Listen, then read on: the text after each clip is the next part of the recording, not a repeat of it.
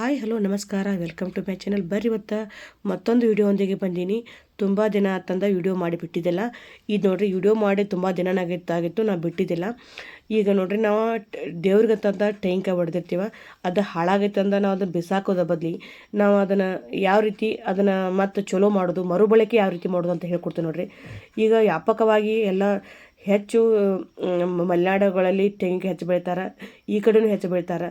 ಕರೆ ಈಗ ತೆಂಗಿನಕಾಯಿ ರೇಟ್ ತುಂಬಾ ಗಗನಕ್ಕೆ ಏರಿಬಿಟ್ಟೈತಿ. ಒಂದು ಕಾಯಿಗೆ 40ರಿಂದ 50 ರೂಪಾಯಿ ತಕ್ಕ ಆಗೈತ್ರಿ ಈಗ.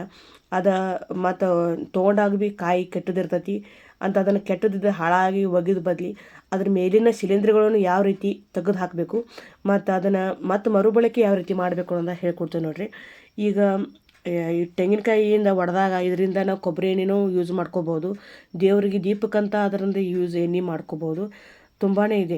ಅದನ್ನು ಕರೆ ಯಾವ ರೀತಿ ಮಾಡೋದು ಅಂತ ಹೇಳ್ಕೊಡ್ತೀವಿ ನೋಡ್ರಿ. ನಾವು ತೆಂಗಿನಕಾಯಿ ಮನೆಗಳಲ್ಲಿ ಪೂಜೆಗಳು ಹಿಡಿದು ಅಡುಗೆ ಮನೆಯವರೆಗೂ ವ್ಯಾಪಕವಾಗಿ ಅದನ್ನು ನಾವು ಬಳಸ್ತೀವಿ.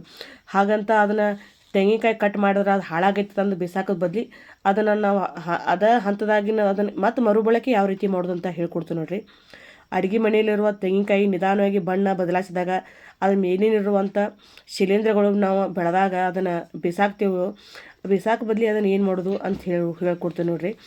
ಇದನ್ನು ನೋಡ್ರಿ ಸಣ್ಣಗೆ ಹೆಚ್ಕೋಬೇಕು. ಹೆಚ್ಕೊಂಡು ಸ್ವಲ್ಪ ಉಗುರು ಬೆಚ್ಚಗೆ ನೀರ್ಕಿಂತ ಸ್ವಲ್ಪ ನೀರು ಕಡಕಿರ್ಬೇಕು ಅಂದಾಗ ಅದರೊಳಗಿನ ಜಿಬುಟ ಹೋಗ್ತೈತೆ ನೋಡ್ರಿ. ಅದ್ರಾಗ 1 ಚಮಚೆ ಸೋಡಾ ಹಾಕ್ಬೇಕು. ಸೋಡಾ ಹಾಕಿ ಅದನ್ನು ಒಂದು ಚಮಚೆ ಅಥವಾ ಒಂದು ಕಟ್ಗೆ ಯಾವುದ್ರಲ್ಲೇನೋ ಅದನ್ನು ನೀವು ತಿರುವಾಡಿ ಸ್ವಲ್ಪ ಹೊಲಸು ಬಿಡುತ್ತಕ್ಕ ಅದನ್ನೊಂದು ಸ್ವಲ್ಪ ತಿರುವಾಡ್ಬೇಕು. ತಿರುವಾಡಿದ ಬಳಿಕ ಮತ್ತೊಂದು ಒಂದು ಚಮಚೆ ಸಹಾಯದಿಂದ ಅದನ್ನು ಮತ್ತೊಂದು ಕಡೆ ಹಾಕ್ಕೋಬೇಕು. ಹಾಕ್ಕೊಂಡು ಮತ್ತೊಂದು ಶುಚಿ ನೀರಾಗಿ ತೊಳೆದ ಅದನ್ನು ಮತ್ತು ಒಂದು ಕಾಟನ್ ಹತ್ತಿ ಬಟ್ಟೆಯಿಂದ ಅದಕ್ಕೆ ಟವಲ್ ಅದು ಕಾಟನ್ ಇರ್ಬೇಕು, ಅದರಿಂದ ಒರೆಸಿ ಮತ್ತು ಒಣಾಕರಿ ನೀವು ತುಂಬಾ ಸ್ವಚ್ಛ ಆಗಿಬಿಡ್ತಾವೆ. ಮತ್ತು ಕಾಯಿ ಒಂದಿಟ್ಟು ಕಪ್ಪಗಾಗೋದಾಗಿರೋಂಗಿಲ್ಲ ಮತ್ತು ಬೆಳ್ಳಗಾಗಿಬಿಡ್ತಾವೆ. ಎಷ್ಟೋ ಕೆಟ್ಟದ ಕಾಯಿ ಆದರೂ ಭೀ ಒಡೆದಾಗ ಅಂತ ಅದು ಕೆಟ್ಟದಾಗಿದ್ರು ಒಣಗಿಸಿದಾಗ ಈ ರೀತಿ ಬೆಳ್ಳಗೆ ಕಾಯಿ ಮಾಡ್ಬೋದು ನೋಡಿರಿ. ಈ ಥರ ಒಂದು ಸಲ ಮಾಡಿ ನೋಡಿ. ಅಂತ ಹಾಳಾಗೈತೆ ಅಂತಂದು ಒಗೆ ಬದಲಿ ಅದನ್ನು ಈ ರೀತಿ ಸಂಗ್ರಹಣೆ ಮಾಡ್ಕೊಂಡು ಈ ಥರ ಸ್ವಚ್ಛ ಮಾಡಿ ನೋಡಿ.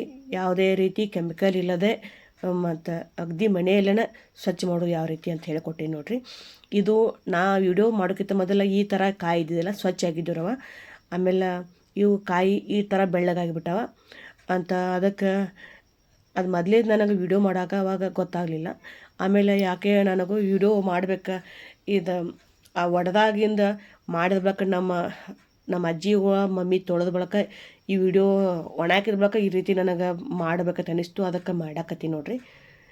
ಮತ್ತು ಈ ಥರ ಇದಕ್ಕಿಂತ ಮೊದಲು ಕಾಯಿ ಭಾಳ ಕಪ್ಪಗಾಗಿದ್ದು ಅವು ಹಂಗೆ ಸಂಗ್ರಹಣೆ ಮಾಡಿಟ್ಕೊಂಡು ನಮ್ಮಲ್ಲಿ ಅಮಾವಾಸ್ಯೆಗೊಮ್ಮೆ ನಾವು ತಪ್ಪಲ್ದೆ ಎಲ್ಲ ದೇವ್ರಿಗೆ ಕಾಯಿ ಹೊಡಿತೀವಿ. ಒಡೆದಾಗ ಈ ರೀತಿ ತುಂಬಾ ಗೊಳೆ ಆದಾಗ ಈ ರೀತಿ ಮಾಡೀವಿ. ನೋಡೋಂಥ ಎಲ್ಲರಿಗೂ ಥ್ಯಾಂಕ್ಸ್ ಫಾರ್ ವಾಚಿಂಗ್.